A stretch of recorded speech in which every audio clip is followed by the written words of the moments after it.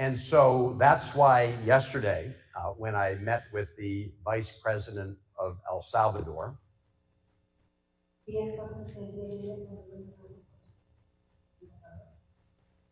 I asked him not to be complicit in the Trump administration's law breaking in the United States of America.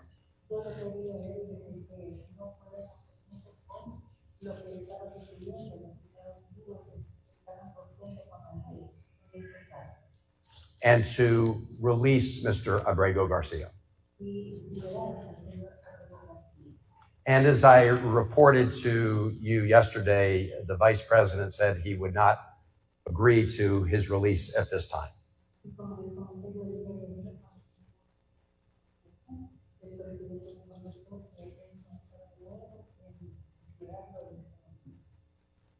So I asked that, in the interests of mercy, at least allow his wife or his mother or his lawyer to contact him in prison to check on his well-being.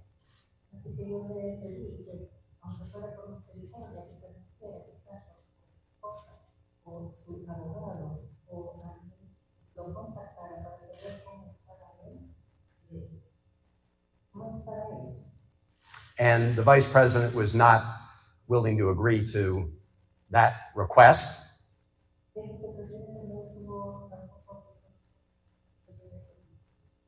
So today, I tried again to make contact with Mr. Abrego Garcia by driving to the CCOT prison. I was accompanied by Chris Newman, who is the lawyer for Mr. Abrego Garcia's wife and mother.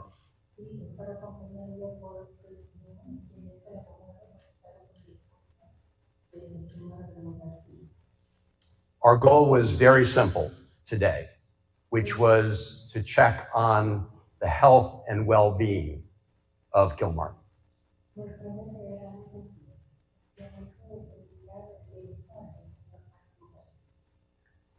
But we were stopped by soldiers at a checkpoint about 3 kilometers from the CCOT prison.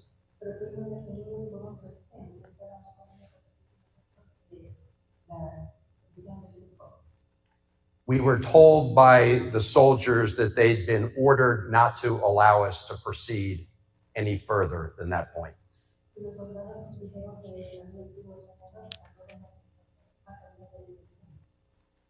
I should point out that since Mr. Abrego Garcia was illegally abducted and sent to CCOT, he has had no communication with anybody on the outside.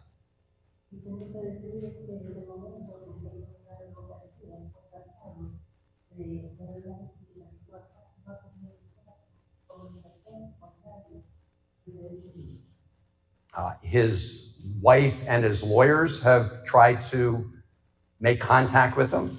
They've not been able to.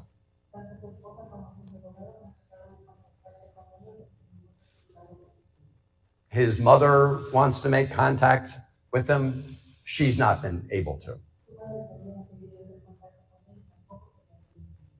And I, of course, tried to make contact with him because he resides in the state of Maryland, and that is where his wife and mother and brother also reside.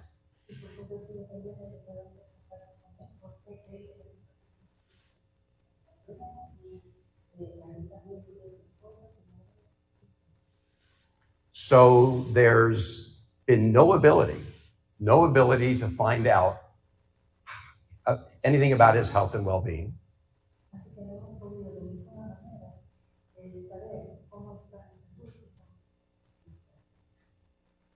The U.S. Embassy here has not been asked by the Trump administration to inquire about his health and well-being.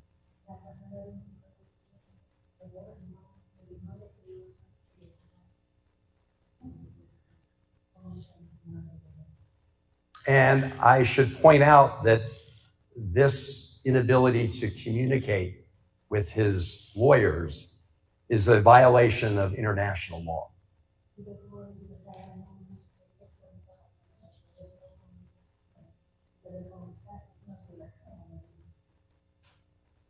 El Salvador is a party to the International Covenant on Civil and Political Rights.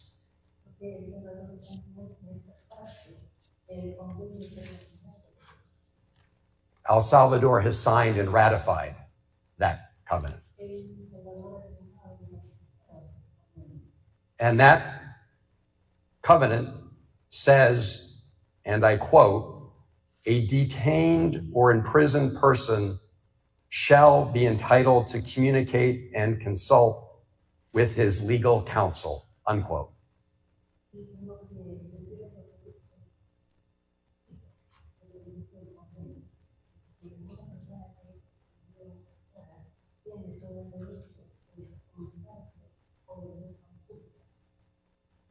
I should say also on this trip, I met with some representatives of human rights and civil society groups.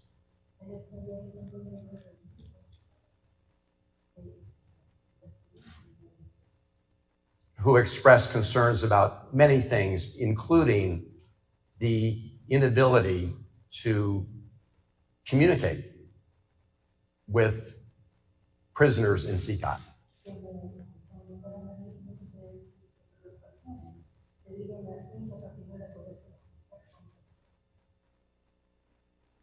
I also met with the terrific American Embassy team here in El Salvador during my visit.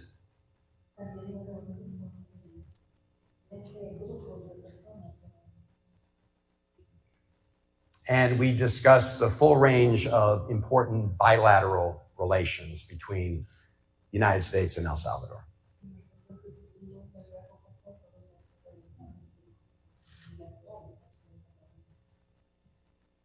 And I can tell you the people of the United States want to have very good and strong relationships with the people of El Salvador.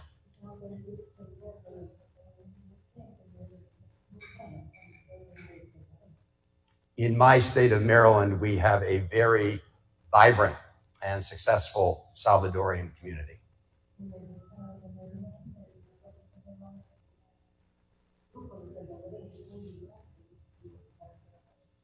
And they contribute greatly to our state. And so we'd like to see more economic relationships, stronger economic relationships and investment in El Salvador from the United States.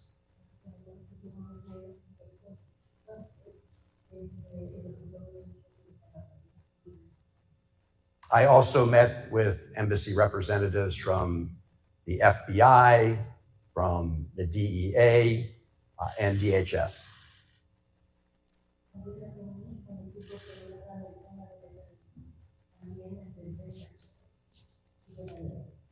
And we have a long-time common goal between the United States and El Salvador to crack down on transnational gangs like MS-13.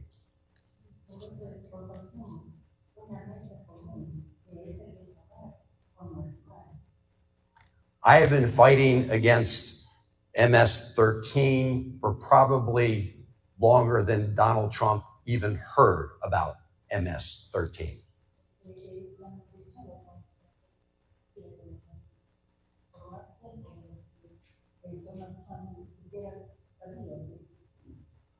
And they're trying to make this case about Kilmar all about MS-13.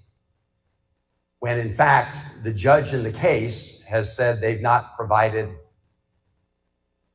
substantial or any significant evidence to back up their claim.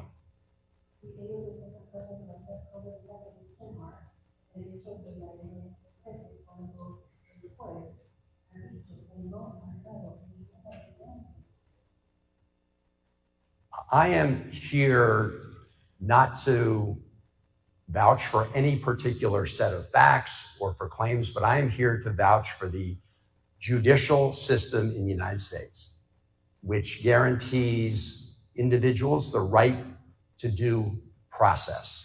And that is the difference between being illegally detained and abducted, like Kilmar Abrego Garcia, and the right to have your day in court and present the facts. Everybody gets to present the facts to a judge, and the judge has looked at those facts and so far concluded that Mr. Abrego Garcia was illegally abducted and taken out of the country and now sits illegally in CICA prison in El Salvador.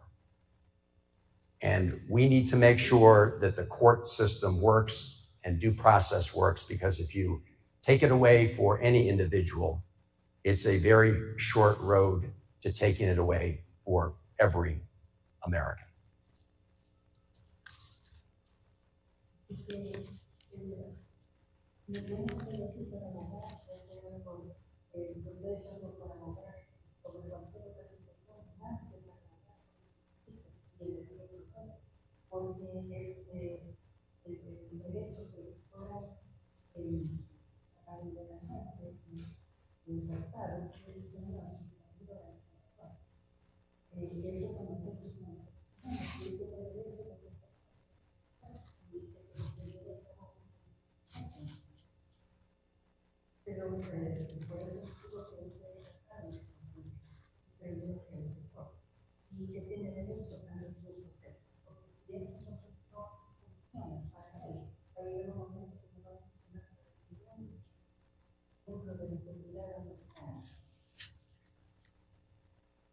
And with that, I'm ready to take any questions you may have.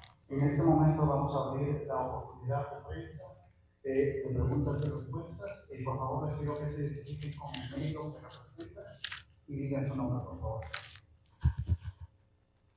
Senador, yes. Senador, uno de los objetivos era resolver la volver a El Salvador en un corto tiempo debido a que no pudo verlo.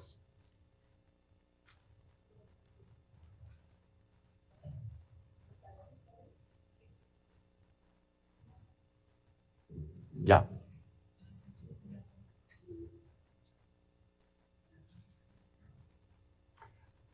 So I do intend to keep at this until we ensure that Mr. Abrego Garcia has his rights to due process, which is what the courts of the United States have called for.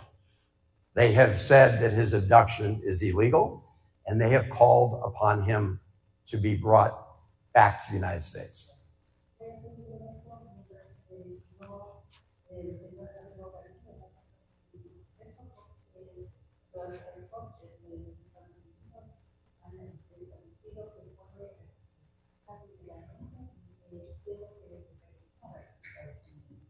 So I will keep at this, but I can assure you that while I may be the first senator and first member of the United States Congress to come here to El Salvador in this case, I certainly will not be the last. There'll be many more coming.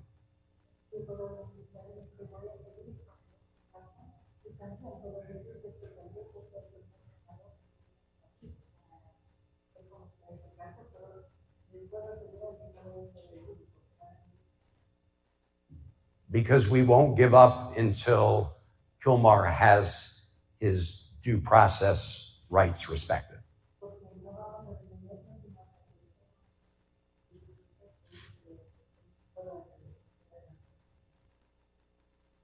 Siguiente pregunta. Senador, buenas tardes. Fernando Morales de Canal 12, un gusto saludarlo. Tengo una consulta. ¿Qué impacto podría tener este caso en la cooperación bilateral entre ambos países, como cooperación, lucha contra el crimen organizado o asistencia económica, y qué acciones diplomáticas o legislativas se podrían tomar en contra de El Salvador, que se sigue ignorando a la justicia estadounidense? Well, as I said in my opening statement, I think people of the United States want to have very good relationship with the people of El Salvador, and that includes expanding our economic relationship. But I will say that if the government of El Salvador remains complicit in the illegal detention of Mr. Abrego Garcia in Sikhat prison, then there will be, I think, actions proposed, certainly, to take until we resolve this very important issue.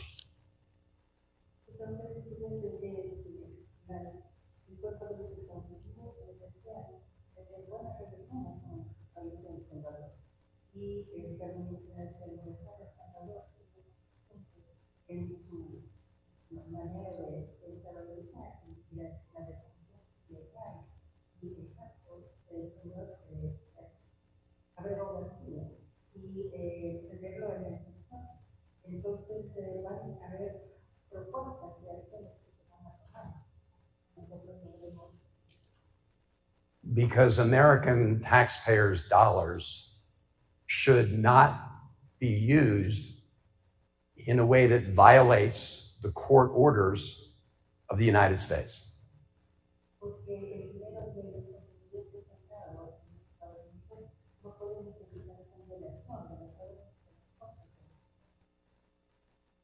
Siguiente pregunta.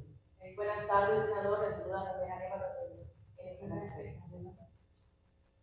Sobre la visita que usted quería realizar este día al sector, la embajada le ayudó en algún momento a gestionar esa visita, o también solicitó esa visita a la casa presidencial directamente y no fue concedida la entrada.